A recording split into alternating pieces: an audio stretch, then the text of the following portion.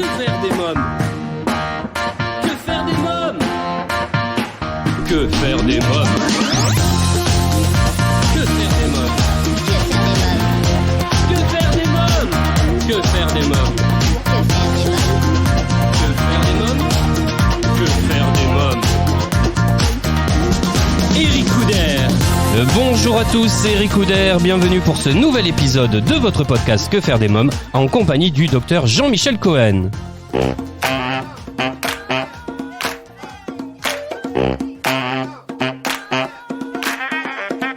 On ne savait pas que les légumes fermentés, le fameux kimchi, qui est très à la mode dans les milieux bobos, le kimchi, les légumes fermentés, c'est extrêmement intéressant pour développer des probiotiques naturels soi-même dans son intestin.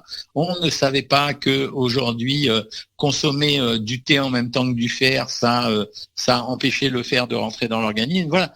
Tous les jours, on a quelque chose. Et tous les jours, on a en plus sur les maladies une relation avec les aliments. C'est-à-dire, on sait par exemple que l'obésité, maintenant, c'est un facteur déclenchant des cancers. Voilà. Ça, on ne le pensait pas il y a 30 ans. On sait également que pour les maladies cardiovasculaires, il faut privilégier les rapports oméga 3 sur oméga 6. Donc, chaque jour amène son lot d'informations. C'est pour ça qu'on est encore dans un domaine de développement de la connaissance. Donc, profitons de tout ce qu'on sait aujourd'hui pour améliorer la possibilité de ne pas développer de maladies un peu plus âgées. Alors je voulais préciser que c'est un livre vraiment très complet puisque vous y donnez également des idées de menus, des recettes équilibrées de saison et en plus il y a un jeu de 7 familles des aliments pour apprendre en s'amusant également. Ben ouais, ça c'est ma stratégie habituelle. Je pense que là c'est mes années de conférencier qui parlent. On ne fait jamais bien retenir les choses que quand on sait divertir les étudiants ou les personnes qui sont en train d'apprendre. Quand vous utilisez des moyens drôles pour faire passer de la connaissance, ben la connaissance elle va mieux se fixer dans votre cerveau. C'est les stratégies mnémotechniques. Quand j'étais conférencier pour les étudiants en médecine, à l'époque, pour leur faire apprendre l'anatomie, qui est une matière assez rebutante, j'étais obligé, je leur disais qu'on voyageait dans un sous-marin en compagnie d'un très beau garçon pour les filles ou d'une très belle fille pour les garçons, et on se promenait dans les artères, et je disais faites attention, son épaule vous frôle parce que vous allez tourner le long de l'artère iliaque, etc. Ben, je me suis rendu compte que mes étudiants à l'époque, ils connaissaient mieux l'anatomie que les autres. Alors j'ai vu également que boire de l'eau est important, manger dans le calme, pas de télé, pas de tablette ou de smartphone, ça c'est très important. Oui, alors c'est un grand gâchis des temps actuels. Ça veut dire que le repas c'était un moment d'échange. Autrement dit, les parents sont très occupés aujourd'hui et l'heure du repas, c'était le moment où on se demandait aux enfants ce qu'ils avaient fait à l'école, où les parents instruisaient leurs enfants. Aujourd'hui, j'ai remarqué que les ados, notamment, peut-être moins les petits-enfants, mais les ados à partir de 11 ans, ben, ils ont leur téléphone à côté d'eux, ils vont parler avec leurs copains avec n'importe quelle application. Les parents font exactement la même chose. Donc l'acte de manger devient secondaire par rapport au reste des actions qui sont entreprises.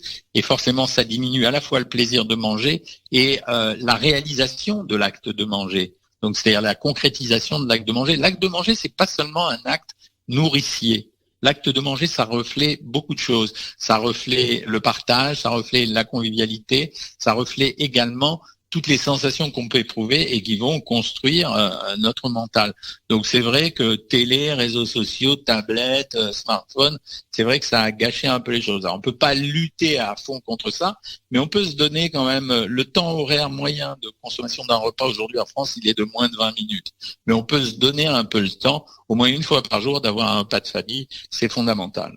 Allez, une dernière question, parce que j'en aurai des centaines. Je vous dis, votre livre est passionnant. J'ai adoré ce livre. Merci. Vous donnez des astuces pour donner l'envie aux enfants de manger des légumes et vous dites qu'il faut éviter de trop employer le mot générique légumes. Alors, il y a plusieurs choses. D'abord, on se rend compte que quand on laisse manger les enfants, quand on laisse manger aux enfants les légumes en les autorisant à se servir de leurs doigts, ils en mangent plus. La deuxième chose, c'est qu'il faut désidentifier les légumes comme légumes et les présenter comme une composition particulière. Et là, l'enfant peut avoir envie de manger parce qu'il va tester. Enfin, dernière chose, chacun d'entre nous a ses goûts. Alors les parents veulent que les enfants mangent des légumes en fonction de leur propre goût. En réalité, vous pouvez n'aimer que 5 ou 6 légumes, c'est pas très grave, du moment que vous avez pris cela, ça suffit. Et ensuite, les préparations, c'est un truc classique, les préparations à base de légumes, tout le monde connaît ça. On peut agrémenter des plats en nichant des légumes à l'intérieur, on n'est pas obligé d'insister auprès des enfants en leur disant mange des légumes. Leur opposition aux légumes, c'est une façon d'être en contradiction avec les parents. Donc il faut contourner le sujet, un peu de bonheur et d'indulgence. Allez, pour terminer, je voudrais quelques mots sur votre site internet Savoir Maigrir, parce que ça va intéresser nos auditeurs. C'est bientôt l'été et on sait que là, on se met tous au régime. Moi, le premier. Mais savoirmaigrir.fr, en fait, c'était une idée. C'était de se dire que on n'arrive pas à soigner les gens s'il n'y a pas d'accompagnement. Les techniques de régime, elles sont vraiment connues. Vous pouvez faire n'importe quel régime, il a des chances de vous faire maigrir. On a 2 obligations dans un régime. Premièrement, faire réussir le régime, c'est-à-dire les faire maigrir en les adaptant aux personnes, donc donner des régimes personnalisés et pouvoir les changer en cours de régime. Et deuxièmement, les accompagner. Et on se rend compte que quand on accompagne très fort les gens, c'est ce qu'on fait sur Savoir Maigrir, en faisant des consultations avec les diététiciennes tous les jours, en vidéoconférence, en leur faisant des posts café, en leur envoyant des vidéos, en faisant des lives, etc.